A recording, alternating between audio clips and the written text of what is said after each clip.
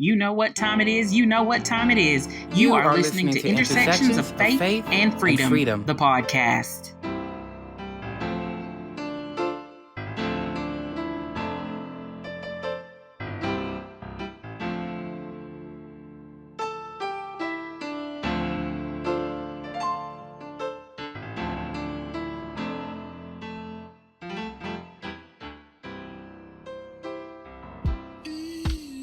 Welcome back, listeners, to Intersections of Faith and Freedom. This is episode 3. We're calling it As Free as One Can Be. I'm your host, Joshua Outsey, and today we have a deeply personal and inspiring conversation ahead of us. We're kicking things off with a beautiful song, Love is the Most Excellent Way, written and composed by our very first guest today, Miss Jacita White. The song speaks to the power of love, faith, and resilience in the face of life's greatest challenges. Jacita will not only share her beautiful song with us, but also her journey, how her faith as a Christian provides her with strength as she navigates the difficult road of supporting her 2 sons who've recently gone to prison. Today's conversation is a special one, and we'll be diving into how Jacita defines faith and what freedom means to her, and how she uses her belief in God to cope with the challenges of having both of her children incarcerated. As we explore the intersections of faith and freedom, Jacita's story will show us that even in the most difficult times, love and faith are powerful forces for resilience and strength. Jacita, welcome to Intersections of Faith and Freedom. It's such an honor to have you with us today, especially knowing that your song, Love is the Most Excellent Way, is an important part of this episode. To start, could you tell us a little bit about yourself and what led you to write that beautiful song? Okay, what initially inspired the song was I had had an experience with a friend who said they loved me, as a friend, but then they betrayed me in a certain way, and it was painful. So I began to question, if they think that's love, what really is love? So then I began to delve into the Holy Bible to see what God says love is. What are the lyrics to this song? God's love is vastly different than our love. So the Bible tells us for the first verse, it says, love is patient, gentle, and kind. Love is humble all of the time. Love is more than the words that we say. Love is the more excellent way because people will tell you they love you and then their actions will be the exact opposite of love. And that's what confuses us sometimes. So we have to line up with what love is, patient, gentle, and kind, humble all the time. Second verse says, love sometimes fail, but rejoices in truth. When I wrote this is important. When I wrote this, I let my son, Sean, the youngest one, hear. And at first I had love never fails. And he said, no, mom, love sometimes fail. And I just listened I looked at him, I said, And then it made me think about me. You know, I said, okay, love sometimes fail, but it still rejoices in truth. Love suffers long because this, what I'm going through with my sons, this is long suffering. It says, but it produces good fruit because he's already grown me up in wisdom, knowledge, understanding. Love causes tears at times. Don't think I haven't shed my share, but that's okay because love is the more excellent way. Your journey as a mother has clearly been shaped by your faith. Can you share more about your personal experience as a mother to 2 sons who are now incarcerated? How has that helped your faith to cope with the pain and challenges of supporting them through this difficult time? Uh, Both of my sons, who are in their 30s, early 30s, the oldest one just turned 36, they were raised in a Christian home. I sent them to a Christian school until I got sick, and then they had to go to public school, and that's a whole nother story. But I have learned that life happens. I don't care how you plan it, because we're not the ones in control again. Both of my sons they're incarcerated and accused of second degree murder. Now, for the average person, perhaps, or maybe they would fall apart because you're saying, these are my only 2 sons, and I cannot believe, and yes, did it come as a shock to me? Absolutely. However, before those things happened, I had prayed and asked God, I said, look, especially when he started growing me up and I started getting wisdom and knowing the truth and knowing what freedom really was. I said, please, please, I don't want my sons to go to hell. I don't, because I believe it's a real place. And some people don't. That's you. That's on you. But Okay. so I said, Lord, I said, please do whatever you have to do to my sons to turn them around. Okay, now a lot of people think, if that if they're in gangs or if they're in the streets or all of that, that they're out there. You don't have to be that far out there to be off course. Okay. Okay, you can be, maybe smoking over here or maybe drinking over here or maybe hanging out, with women or whatever the case may be. But that still, if it goes against the word of God, then then you're out of order. So I said, Lord, I want them to be saved. Well, then right after that, then Sean situation happened, where he was with a young lady and she overdosed and he's been charged, accused of the murder, but she was way out there further than him. But I always say you have to take the responsibility that comes your way, but still, we'll talk later about what's wrong with the system and things. But so it happened to him. A year later, it happened to my oldest son. That he was being bullied and harassed and so forth by this gentleman, Mhm. and he would file police reports and so forth on him because he was just constantly coming at him, and he came at him and assaulted him. And my son, who drove taxi, had a gun on him, and they got into it after he was assaulted, and he killed the man. Well, he's now being accused of second-degree murder. As a matter of fact, just not long ago, he got sentenced to 21 years at 100%, no chance of parole. Okay, Wow. so when I look at that, I said, Father, I said, I trust you. Mhm. I trust you because your word is true. You do. Okay. God's word says, I'm not a man that I should lie, or the son of Okay. man that I should repent. So when he tells you he's going to do something in your life, like my life, I, s- I can tell a difference in both of my sons because they, since they have been incarcerated, I can tell a difference in their speech. They're both reading the Bible. One of them even said to me recently he was thinking about going to seminary school. I just looked up in the heavens with my hands raised. I said, Father, you know how to do what only you can do. Would this have been my way of dealing with things? No. And it still doesn't mean it's the end. And the reason it does is not, I don't believe it's the end because God, because at the end, which I was going to say this at the end of this thing, the divine design of my son's life can never be disturbed. I don't care whether they're incarcerated right now, even though they said 21 years and that's not going to play out. I tell my son, don't Okay. even think that because God promises to do just what He's going to do. And so if you know that if I know, which I do know, that the divine design of my son's lives can never be disturbed, and their lives have divine purpose that can never be deferred. So at the end of the day, whatever God had planned for them will be fulfilled. So that's no more than in the Bible, when Joseph was, sold by his brothers and Yeah. so forth, put in jail, at the They were end of the day. persecuted, right? Yes, yes. And so what I tell my sons is that I said, you have to understand that because I gave you names, my youngest one's name means uh, um, God's gift, and the other one's names means crowned one. I said, I had in mind for you to fulfill, to make a world difference, to change the world. And because God knew that desire of my heart, you're going to do just that. But you Mhm. have to be trained. So this time apart, while you're by yourself and you're by yourself, that of course made me by myself. So all of us have the opportunity to grow in God and to seek and ask, what is it that you have divinely intended for me to do? Mhm. So I have no time to wallow in sorrow because they're both incarcerated. I love them, but I said, Lord, you love them more than I love them.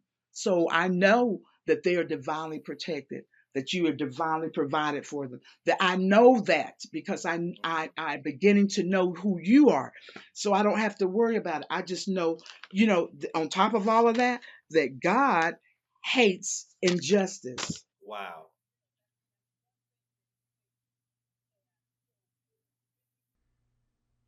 That is such a powerful testimony.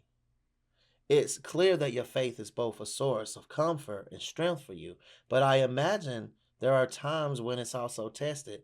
How do you find peace and strength when everything seems uncertain, especially when it comes to your son's future? On Psalms 33, 4, 5, he says, he loves righteousness and justice. Isaiah 30:18, for the Lord is a God of justice. Blessed are they that wait for him. So I tell my sons, just wait. But while you're there, work on yourself. You begin to become the best version of you that you can be. And so when the Lord sees fit to unlock the bars of where you are, then you will go forth with a focus, determined to be all that God has called you to be and to make a worldwide difference. And how is that difference going to be? It's got to be about love. It's going to be, regardless of what has happened to you and all those who have wronged you, He's going to right that. The Lord is going to right that. He's going to right those wrongs. But in the meantime, you work on you so that when you get out, you can have the focus to fulfill the divine design. Because there again, as it says in Matthew, we're going to all stand before him. And at some point, and he's going to say either well done or, I never knew you. So if you want him to say well done, how can you live this life doing what you want to do, how you want to do it, when you want to do it, where you want to do it, and expect to stand before him and he say, well done, my good and faithful servant? It's not going to happen. We know that the carceral system can often feel isolating for families. It's not just the physical absence of a loved one, but the emotional and psychological toll it can take on a person. How have you used your faith to support your loved one emotionally and spiritually while they're incarcerated? Are there particular prayers, scriptures, or practices that help keep you grounded? And I've always prayed. I said, Lord, give me great faith. In the Bible, if I'm not mistaken, it's only 2 times that he said anybody had great faith. So I always never wanted to be mediocre or anything. So I'm like, Lord, give me great faith, so that I don't waver. So when I see the situations, I tell people now, I said, I'm excited to see how God is going to deliver them. I'm excited to see how he's going Wow. to take them out of what the world call as it's harm. Just like with Joseph, he said, what you meant for my harm, the Lord turned it around for my good. And that's exactly what he's going to do for my sons. And that's the faith that I have. That was beautiful. Well, thank you so much for sharing your powerful story with us today. Your faith, resilience, and love are truly inspiring. To our listeners, if you're facing similar struggles, remember that you are not alone. There is a strength in faith, and there is freedom even in the darkest times. Our next guest brings a deeply personal perspective to this conversation. Michelle Griffin's journey is one of resilience, love, and faith.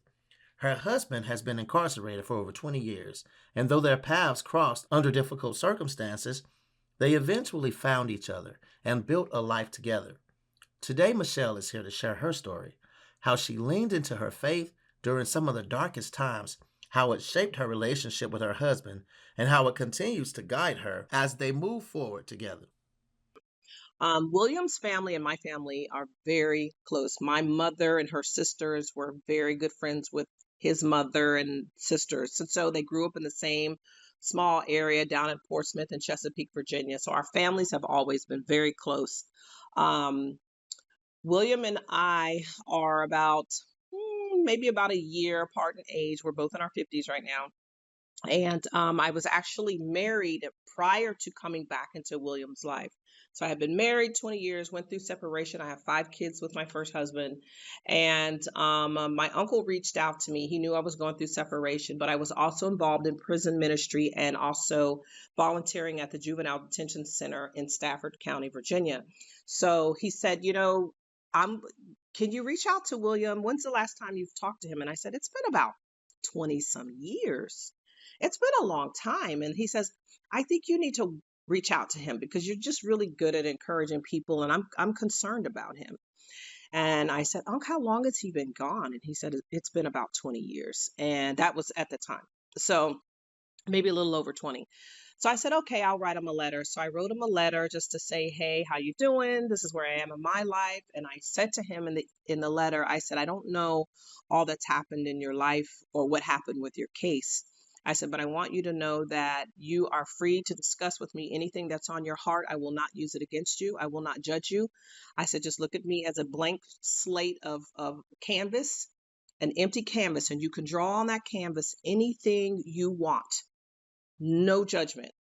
And he said when I wrote that letter to him, he had actually planned to commit suicide because he just could not take being incarcerated any longer. So he says that alone tells me that God sent you to me, because there's no way you would have known to say the things you said in that letter.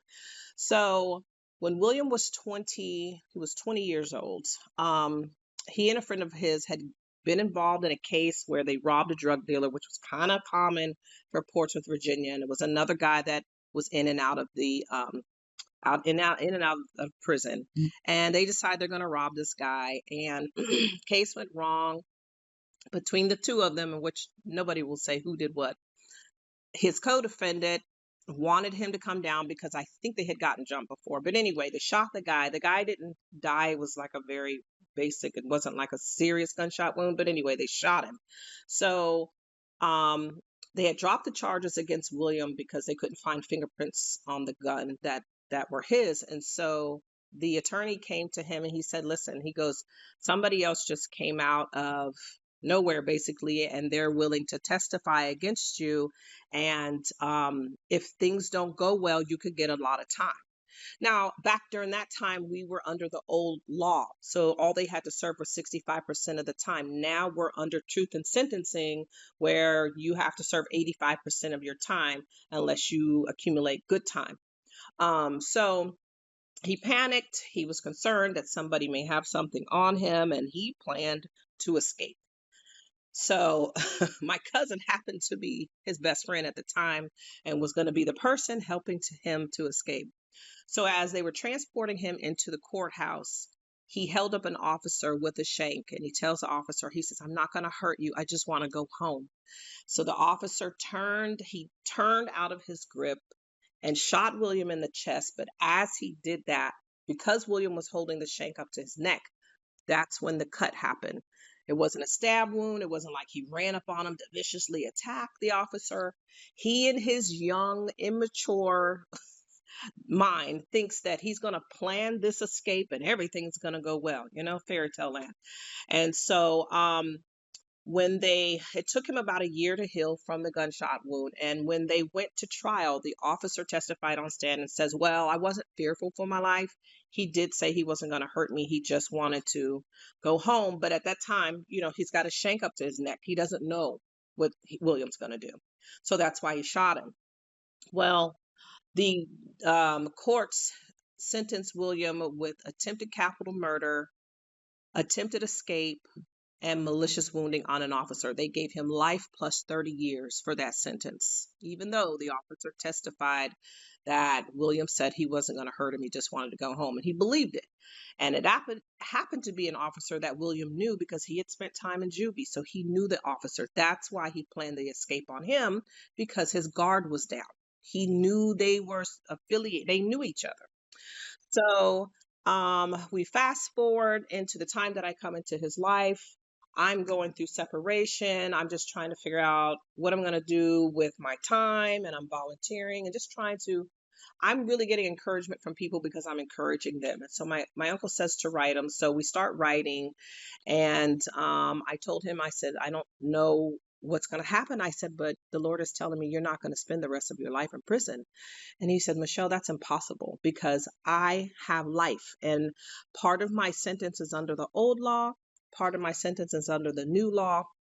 And I've already served the portion of my sentence under the old law. Now I have to give 85%. And he goes, and life plus 30, that's a long time. And so I said, yes, but I don't believe that man has the final say when it comes to a person's life. And I know it looks impossible. I said, but that's when God does his perfect work. So we're just going to pray about this. I said, because the Lord is telling me you're not going to spend the rest of your life there. And so I was trying to learn the system. Who was who were the players, who were the advocates, because I knew nothing about incarceration. I knew nothing about prisons at all. I'm new to this, other than volunteering. So I reached out and I started going to groups, meetings in Richmond and general session, and just learning as much as I can about laws. And I told him, I said, well, I'm looking for some attorneys that could possibly look into your case to see if maybe there could be I don't know, a post-conviction retrial. Maybe they can change some of your time. I said, I don't know, but I'm just asking questions. So I said, but the Lord showed me that there's going to be a law change and you're going to get to come home. And he said, Michelle, he says, you're the only one that I know that wears rosy glasses. If you knew what I had to deal with in this environment, he said, it doesn't work like that. He says, it's beautiful. And he said, it sounds lovely in a perfect world. He said, but it's not a perfect world. And I'm dealing with reality. I have a life plus 30-year sentence. And there's not going to be a law change. My case has to go back to court some way, somehow. So a year later, this new law comes out called Fishback, where this man named Fishback took his case to the Supreme Court and he won the case. And basically what came out of that was that there were people sentenced during the time that truth in sentencing came into play. So when truth in sentencing came in, you had to serve 85% of your time. This was in 95. But the courts and the attorneys and jurors were not notified that there was a law change. So what happened was they were sentencing people harshly, assuming that they were only going to have to serve half the time. That's why they gave them 40 years back then, because they knew they were only going to serve 20 or less. So because the courts weren't notified that this law change was in effect, Fishback won that case, and it gave everybody the opportunity that was sentenced prior to 95 to now go back up for parole, and they could go back up and get the opportunity to be released. And guess who ends up going before the parole board because there was a law change? Hallelujah, praise the Lord for for the things that he reveals to us. So he's been going up for parole. We're going on our 5th year now. That in itself, just everything that we've gone through, we've been married 8 years, going on 9 years, but everything that we've experienced has been, when I tell you, a move of God. I could talk all day.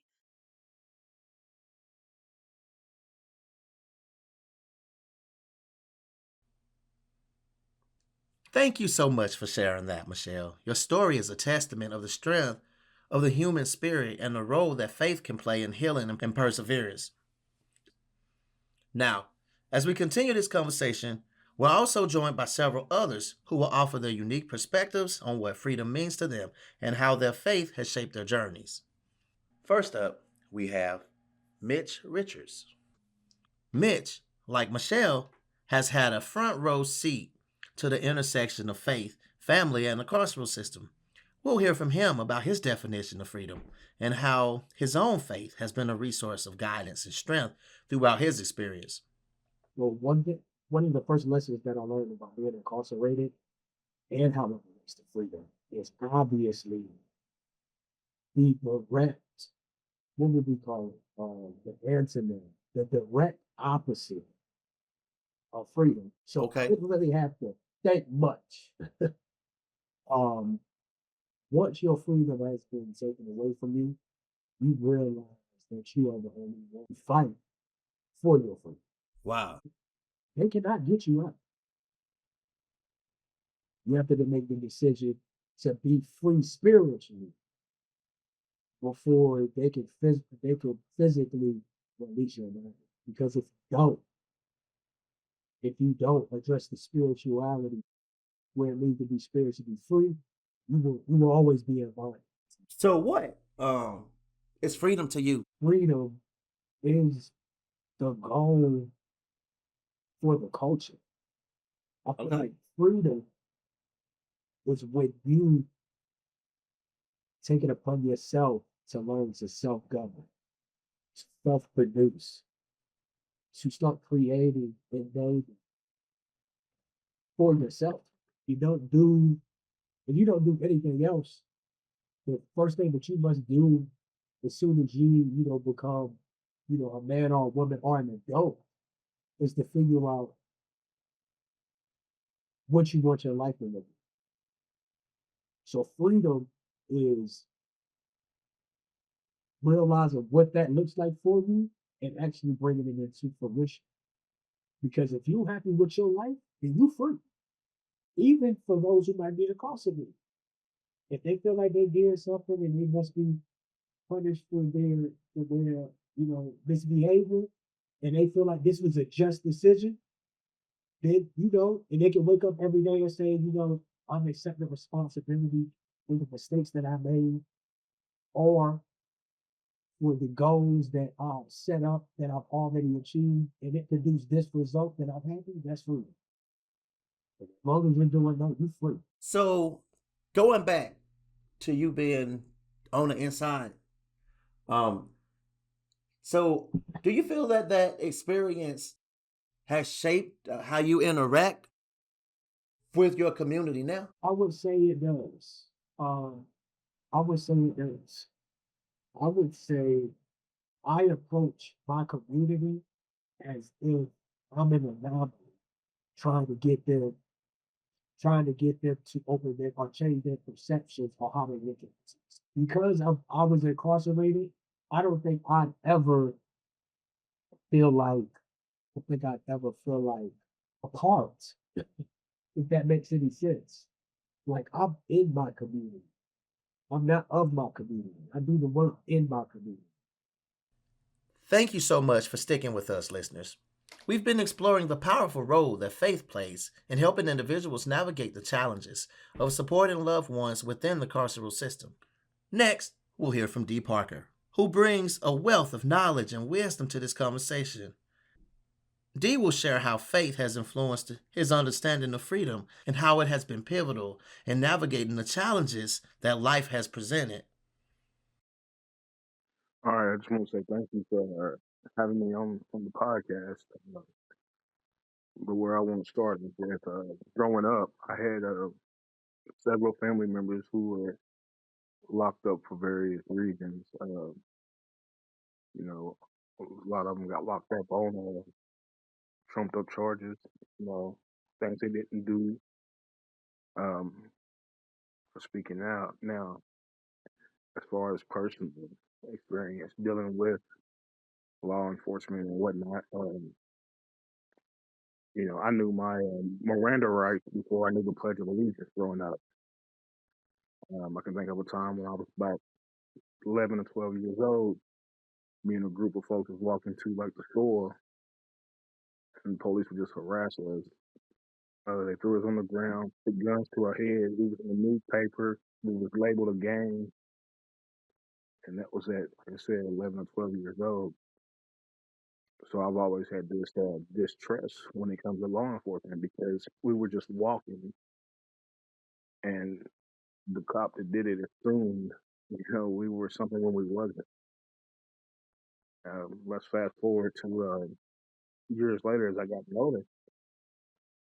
I would constantly get pulled over, yanked out of my car, searched, whatnot. One of my brothers got into some stuff, and because I wouldn't tell on him, I spent 16 months of my life fighting for my freedom in federal court. The lawyer I had, the prosecutor at the time, was like, we want to just go ahead and dismiss everything. And I had this judge look at me, a white lady, looked at me in my eyes and told me she felt that I deserved some kind of prison sentence. I deserve it. That's what she said. And I'm just looking like, I deserve what? But we fought. And yeah, I had to go away to a federal camp for a little while.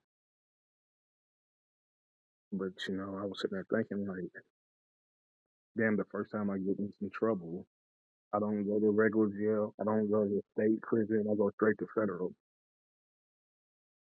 And it just changed my perception on a lot of stuff, which it's a blessing by God. You know, I always kept my faith. I prayed about everything. I know everything happens for a reason. Um, Once I got home, um, which I was gone for over a year, my wife, kids came and saw me religiously. But it was just the whole fact that I had this white lady tell me I deserved something, and I knew better than that. But I took it as a learning lesson. And then once I got home, I just started being me, trying to do what was right. Made several phone calls, spoke to several people, and I got that wiped off my record.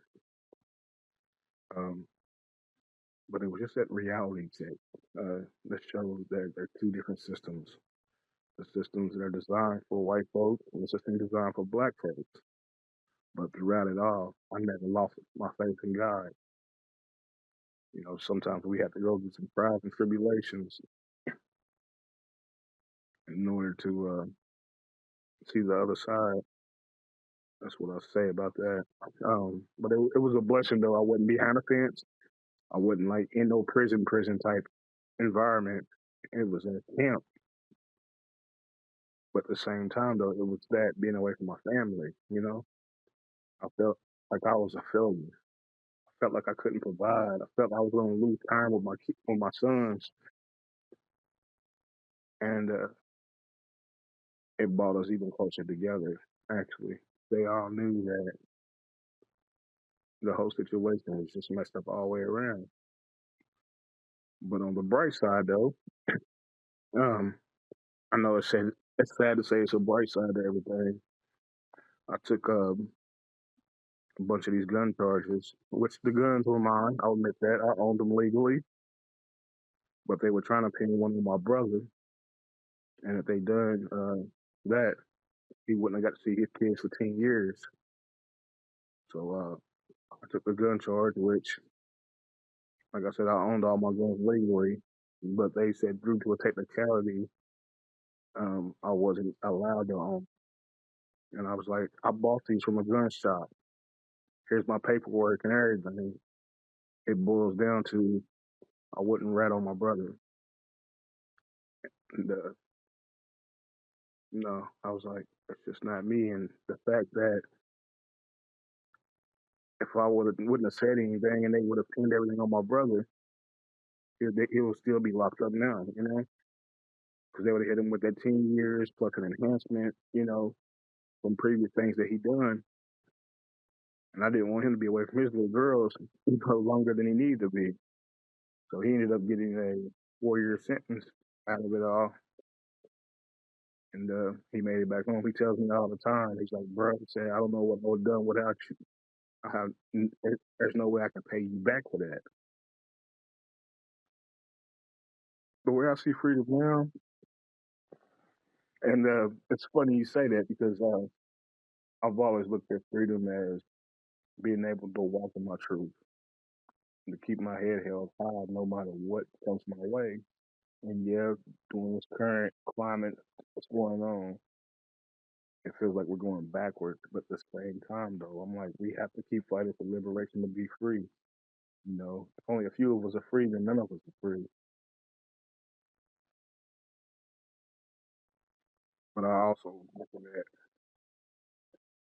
you know, it took me some time to really sit down and reevaluate some things, and I came to the conclusion in this country that we live in, it's supposed to be the land of the free, but I really don't see how when they want to make sure that every person of color has some kind of arrest conviction on their record, which, like I can say, it's a blessing. Thanks to God, I don't have nothing on my record at all. Everything has been wiped off.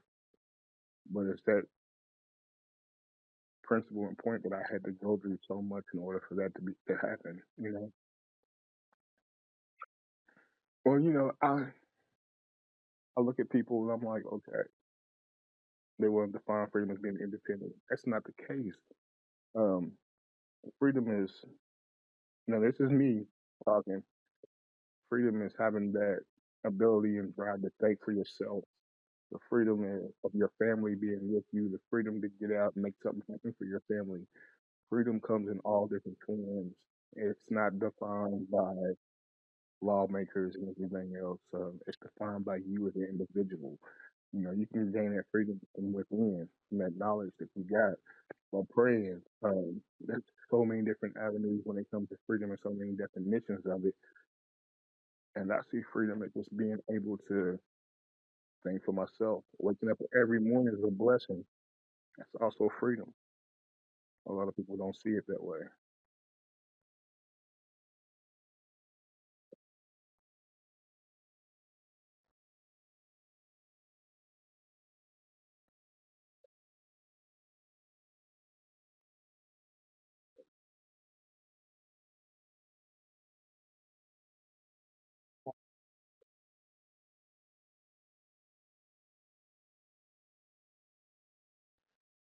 Oh man, there's been several times. Let's see. Growing up, one of the biggest things with my faith was when I got my brother, custody of my brother when I was about 18 years old. That was a birthday present, and I prayed about it. I didn't know what to do myself.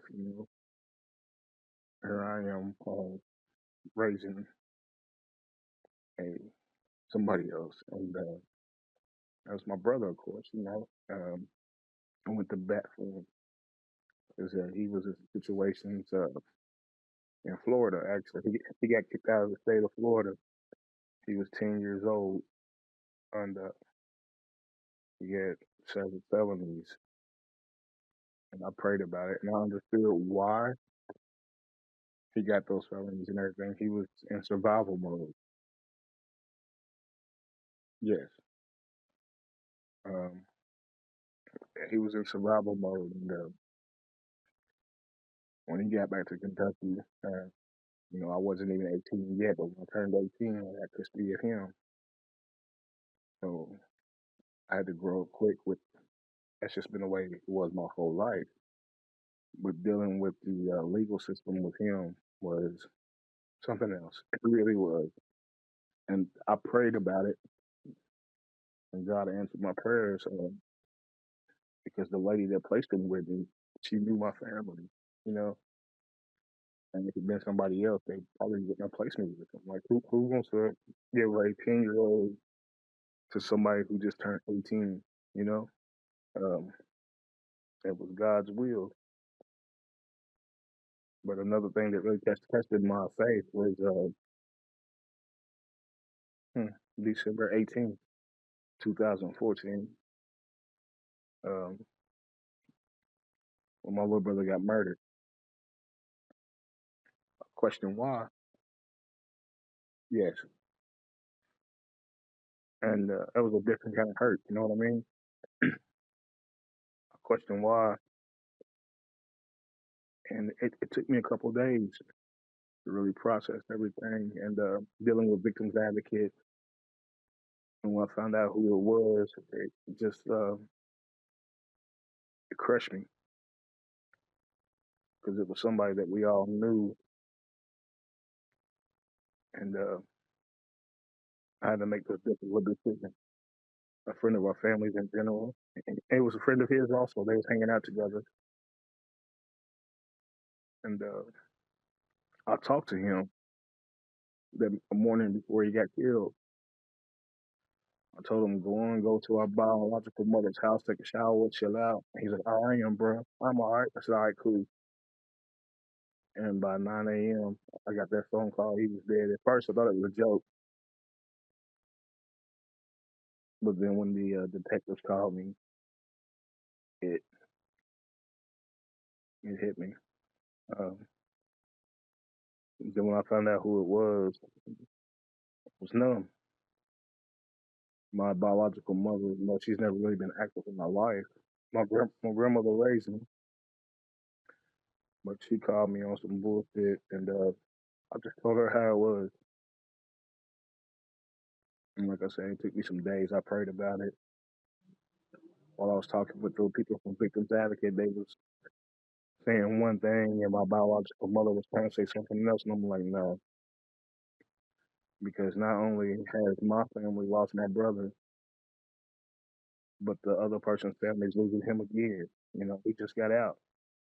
He was a juvenile offender when he was little, so he's been locked up his whole life. And he wasn't even home a year. Then this here happened. And like his family's losing him again. And like I said, I prayed so much, Josh, about everything.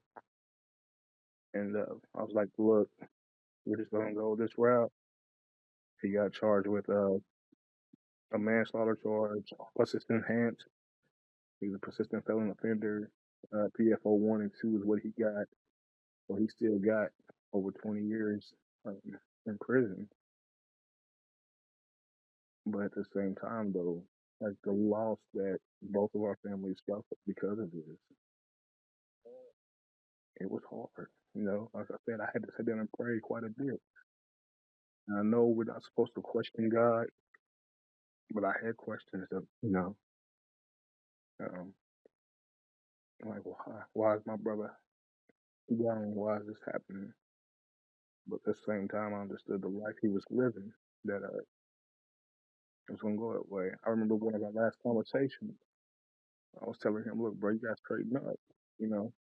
He's like, bro, I'm grown now. I'm going to do what I want. I'm going to do what I want to do. And I respect that. He always kept it 100 with, and I kept it 100 with him. You know, we called it keeping it raw. That's what we did. But when I lost him, though, it was like a piece of me was lost also. But I knew I had to keep going, though, because I had kids also. I had a family and stuff. And,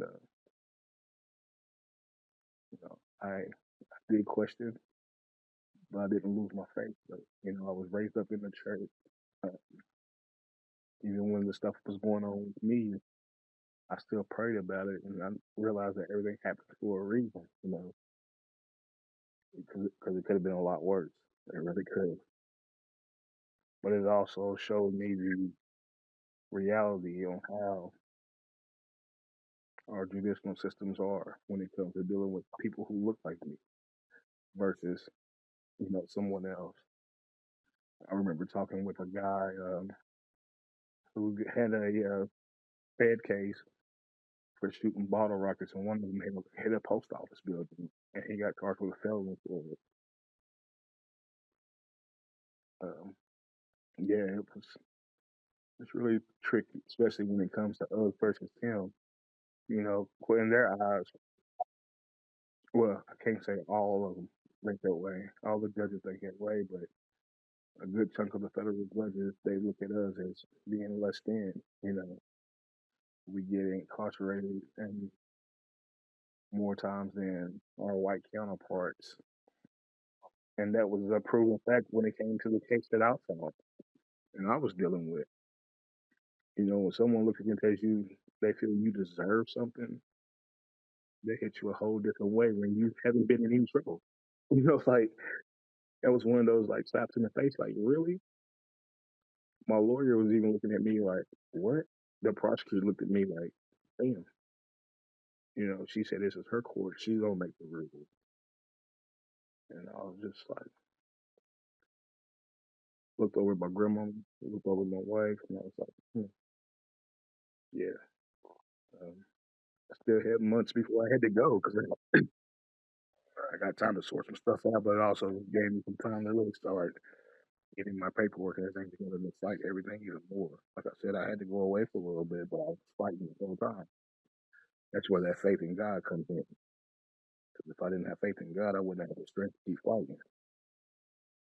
And God came through. And last but not least, we'll have Angelica Epps, who will provide yet another powerful perspective on the role faith plays in finding freedom, both from the constraints of the system and from the limitations life can sometimes impose. So stay tuned as we dive into these conversations and hear from each of these incredible guests about how faith helps them navigate the complexities of life. Been in the church practically since I was born. And so it's been excuse me. It's been a journey. I will say most recently I've been connecting more with my relationship with God and just is trying to actually lock in compared to being lukewarm, um, for lack of better words. Throughout the years, I've always known who my rock is and who God is. But sometimes, you lose sight when things happen. And so I found that recently I'm strengthening my faith to know that God is God no matter if something bad happens or no matter if something good happens. He's going to be the same no matter what. And so I've been just trying to focus on that, especially in relation to my partner being incarcerated, knowing that he's going to have us no matter what, whether we're arguing, whether he's having a bad day in there, whether I'm having a bad day out here. Sometimes there's a disconnect there, but we know that God is our foundation and that's who we can look to at the end of the day whenever things do look kind of crazy. So I will say I was not in a space of faith then. Like I said, I was in the church. However, I wasn't, being the church, if you understand what I mean. Um, yeah, so when we first met, he knew that I was a Christian, I was a follower of Christ, and he was as well, as he was raised up in the church too. He actually was incarcerated at an early age, around 17 years old. And so he's been in there for about 18 years now.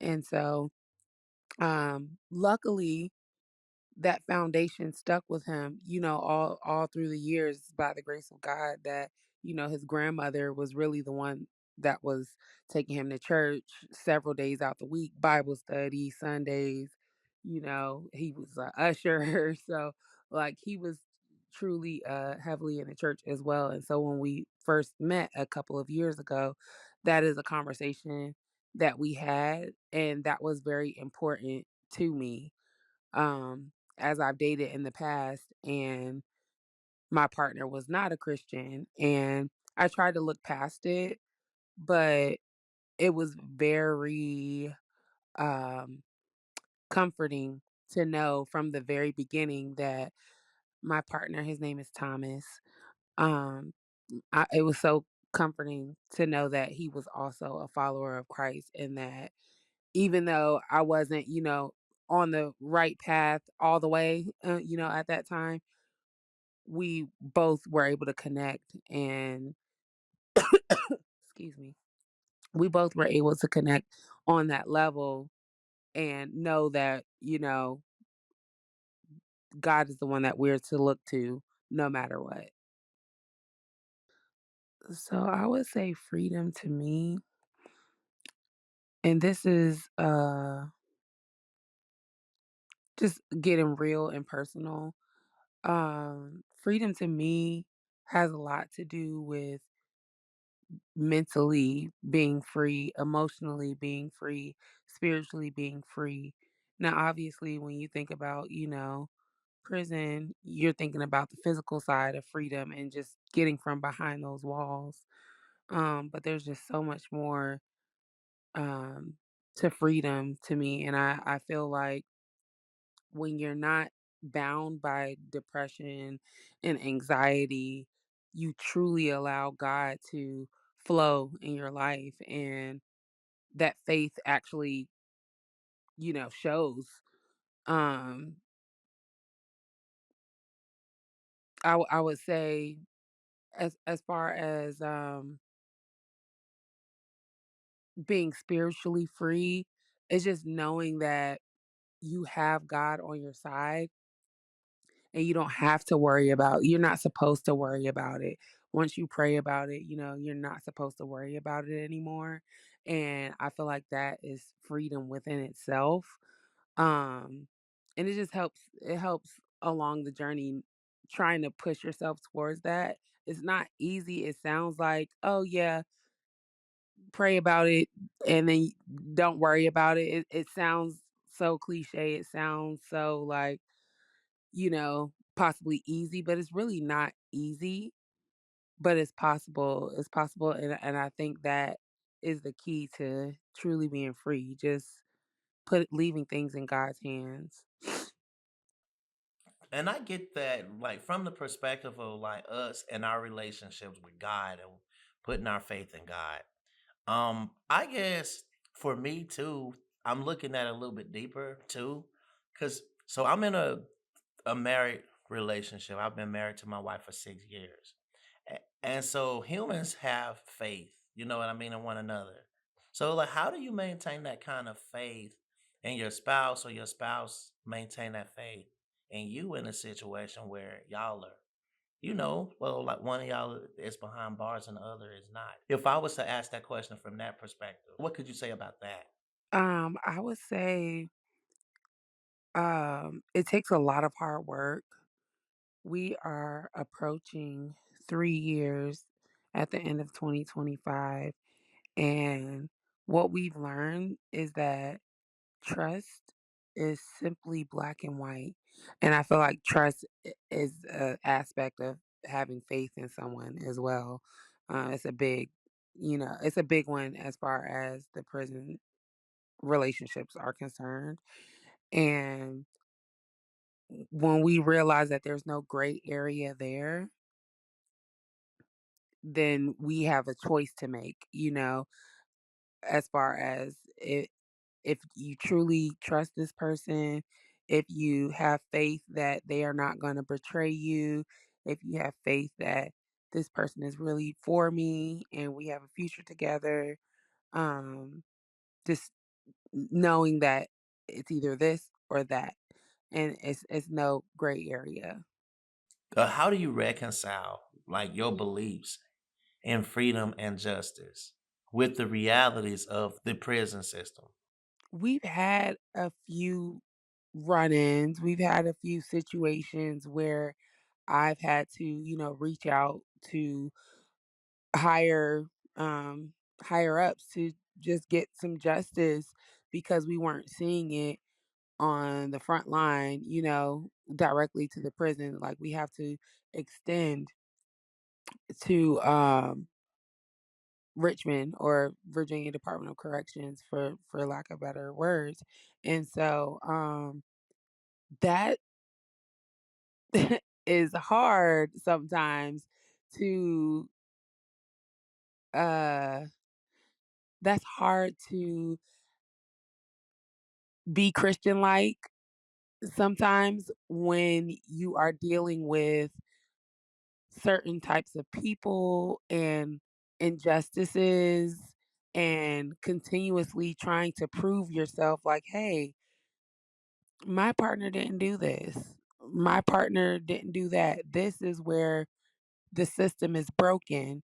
And I'm trying to tell you that the system is broken, but you're telling me that I'm wrong and giving me excuses.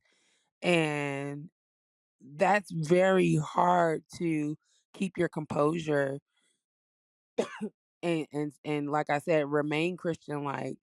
But I realize when I step outside of that box, it's no good. It's just goes left anyway. So we know at the end of the day, God is gonna fight our battles, even if it don't look like it from the jump. We can trust, like, okay, just don't do too much. God got us, no matter what. Even if it looks bad, even if they don't give us the answer that we're looking for, everything is gonna work out.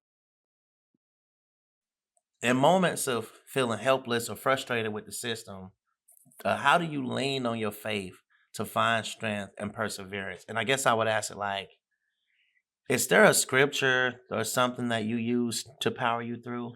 A quote or something, a scripture, any type of motivation that gets you through the hard times? I don't have a scripture right off top. Um, however, prayer is really helpful for me personally. I've found that when I'm not talking to God, I have a much harder time dealing with, things not going my way or injustices on my partner's behalf. And I said it a little bit earlier about praying and not worrying. It truly is helpful for me to just get it off my chest instead of internalizing it and trying to do everything on our own. Just having that support from God is just truly helpful when I'm able to go to him in prayer and just lay it all out. Some of the most challenging aspects of being in a committed relationship with somebody who's incarcerated, and how has faith provided a lens through which you can navigate those challenges? I will say one of the biggest challenges is not being able to call him when I would like to call him or see him when I would like to see him. Um, it's really challenging, and I won't say it's from a physical aspect. It's just because we have so many limitations and rules and things like that to follow. Um, but what we've been trying to do lately is pray daily, just to at least start our day, or even if we don't do it in the morning, try to do it later on in the day.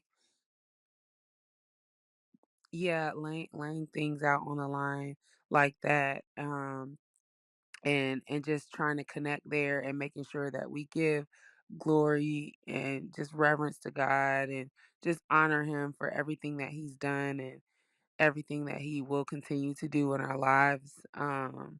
Just connecting on that level has been really helpful lately. Um, but I will say just not being able to talk to him or see him when I want to see him is a really big challenge. Um, but soon it'll be over.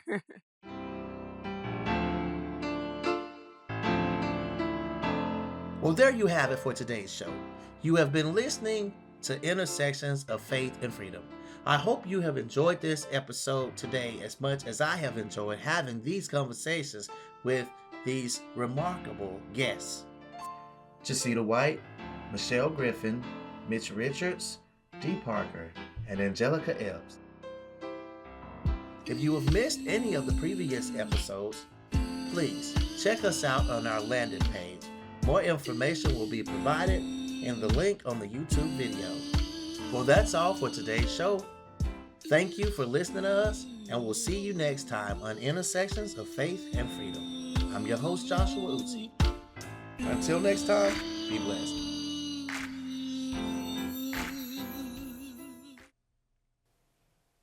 So we heard the song earlier, and we spoke with its composer, Jacita White. But I want to say, I'm a firm believer in giving credit where credit is due. And I want to give special acknowledgement to the producer of the track, alongside Miss Jacita White, a longtime friend of mine who have produced many beats for me when I was doing music, by the name of J. Rich Griffin, Joseph J. Rich Griffin, for the production of the drum and rhythm that you hear. So we're going to play this song one more time and just enjoy it.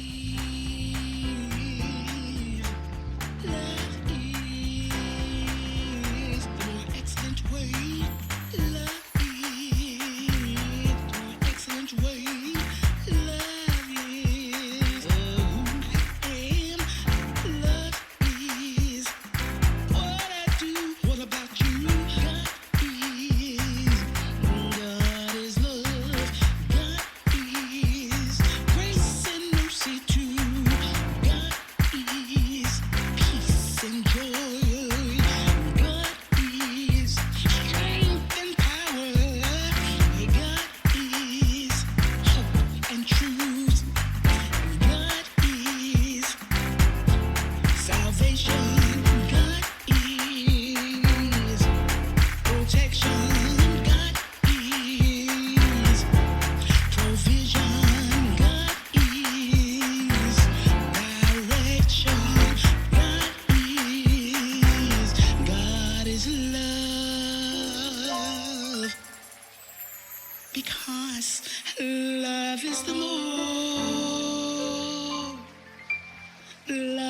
the more, yes.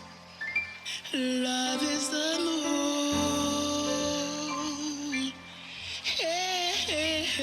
excellent way. Love is the more excellent way. Love is the more excellent